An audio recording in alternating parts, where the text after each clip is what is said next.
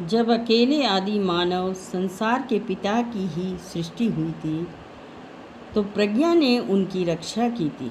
उनके पतन के बाद उनका उद्धार किया था और उन्हें समस्त सृष्टि पर शासन करने की शक्ति प्रदान की थी। जब एक अधर्मी मनुष्य अपने क्रोधावेश में उससे विमुख हो गया था, तो उसका विनाश हुआ, क्योंकि उसने क्रोध होकर अपने भाई की हत्या की थी। जब उसके कारण पृथ्वी पर जल प्रलय हुआ था, तो प्रज्ञा ने फिर उसकी रक्षा की थी और एक भंगुर लकड़ी पर धर्मी को बिठाकर पार कराया था। इब्राहिम, जब सर्वत्र फैली हुई दुष्टता के कारण राष्ट्रों में उलझन पैदा हुई थी, तो प्रज्ञा ने धर्मी को पहचान कर उन्हें ईश्वर की दृष्टि से अनिंद्य बनाए रखा और उन्हें वात्सल्य पर विजय का सामर्थ्य प्रदान किया था। सोदोम और गोमेरा जब अधर्मी नष्ट हो रहे थे और 5 नगरों पर आग बरस रही थी, तो प्रज्ञा ने भागने वाले धर्मी को बचाया था।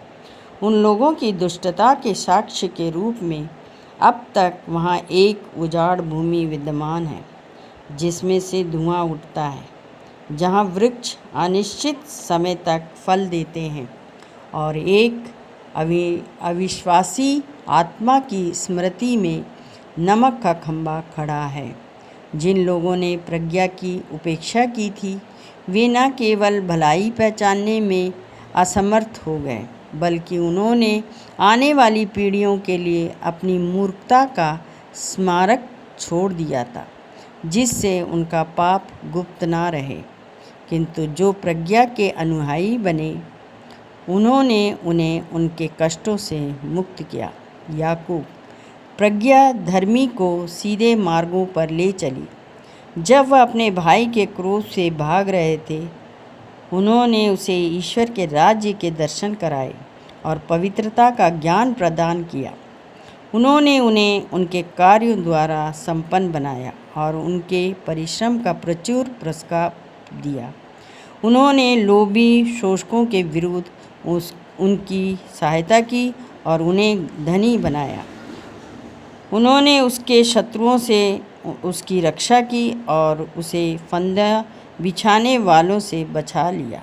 उसने उन्हें घोर संघर्ष में विजय दिलाई, जिससे वह समझ सके कि भक्ति सब में सबसे शक्तिशाली है।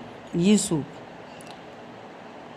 उसे बेचे हुए धर्मी का परित्याग नहीं किया, बल्कि उसे पाप से बचाया।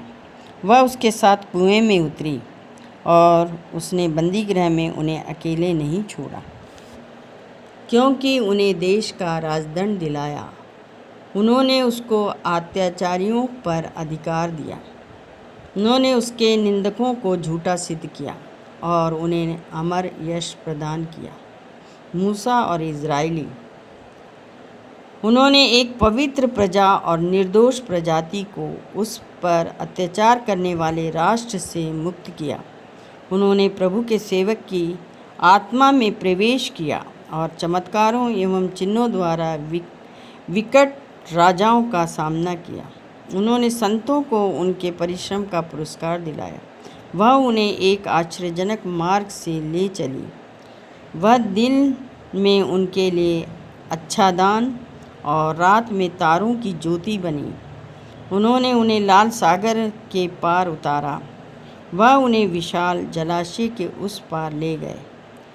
उन्होंने उनके शत्रुओं को जल में बहा दिया और उन्हें गर्त की गहराइयों से निकालकर ऊपर फेंक दिया। इसलिए धर्मियों ने दुष्टों को लूटा।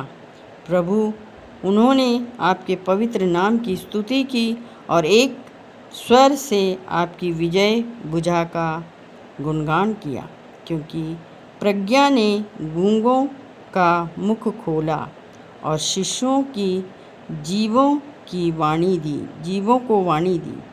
उन्होंने एक पवित्र नबी के हाथ से उनकी योजनाओं को सफल बनाया। उन्होंने निर्जन उजाड़ खंड पार किया और दुर्गम स्थानों पर अपने तंबू खड़े किए। उन्होंने अपने शत्रुओं को डटकर सामना किया और विरोधियों को मार भगाया। जल द्वारा इस्राएलियों का कल्याण और मिस्रियों को दंड। जब उन्हें प्यास लगी तो उन्होंने आपकी दुहाई दी और उन्हें एक ऊंचे चट्टान से पानी मिला। एक कठोर पत्थर ने उनकी प्यास बुझाई, क्योंकि जिसके द्वारा उनके शत्रुओं को दंड दिया गया, उन्हीं के द्वारा अभाव में उनका उपकार किया गया।